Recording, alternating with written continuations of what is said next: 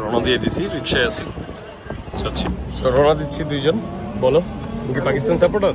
না, আমি বাংলাদেশি। বাংলাদেশি? ও বাংলাদেশ সাপোর্টার। লাগবে না, ফ্ল্যাগ লাগবে না।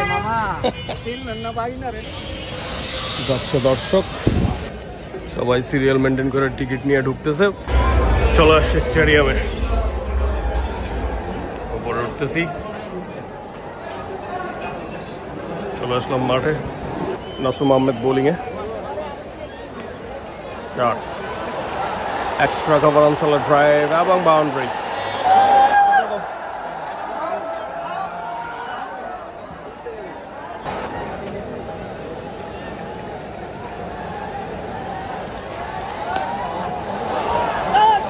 বাউন্ডারি।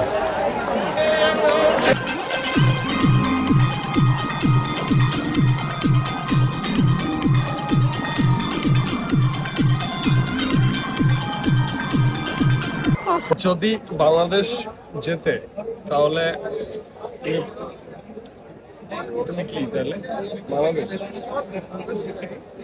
যদি বাংলাদেশ হারে তাহলে আমি পাকিস্তান। পোল্টিভ কেন? যে কোনো দুজনের একজন তো জিততে হবে, আরেকজনকে হারতে হবে। তাহলে আমি হচ্ছে তোমার পাকিস্তান, তুমি হচ্ছে বাংলাদেশ। ক্লিয়ার?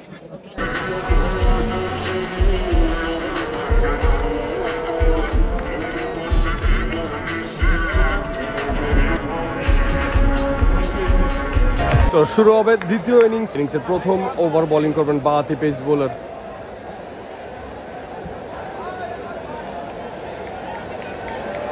শুরু হচ্ছে দ্বিতীয় ইনিংসের প্রথম বল। পায়ের ওপর ছিল, কবজির মোচড়ে শর্ট মিড উইকেটে ফিল্ডার, ডট বল। ইনিংসের দ্বিতীয় বল, যাচ্ছেন বাঁহাতি পেস বোলার স্ট্রাইক হ্যান্ডে তানজিদ তামিম। স্টেপ আউট করেছেন, ব্যাট সুইং করেছিলেন অফ সাইডে, একটা ক্যাজুয়ালি আপিলও করেছেন স্নিকের। কোনো একটা সাউন্ড হয়তো পেয়েছেন পেস বোলার, রিভিউ নিয়েছেন। সো তৃতীয় বল বোলিং করার জন্য আবারও বাঁহাতি বোলার, নতুন ব্যাটসম্যান লিটন দাস, ডানহাতি ব্যাটার। ও চমৎকার বোলিং, এবং সেই সাথে প্রথম ওভার খেলা সমাপ্তি।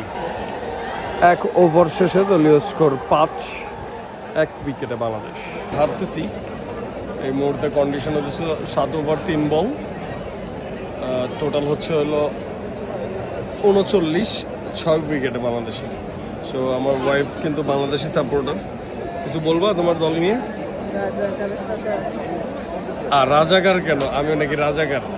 ও যেহেতু বাংলাদেশ, আমি পাকিস্তান করতেছি যেন একটু জমে খেলাটা, বাট সে বলতেছে আমি নাকি রাজাকার। এটা কোনো হইল? বুঝতে পারছিলাম আর জিতবো না, যে কারণে আর ব্লগটা লম্বা করেনি। Thank you for watching. যদি ভালো লেগে থাকে একটা লাইক। আসসালামু আলাইকুম।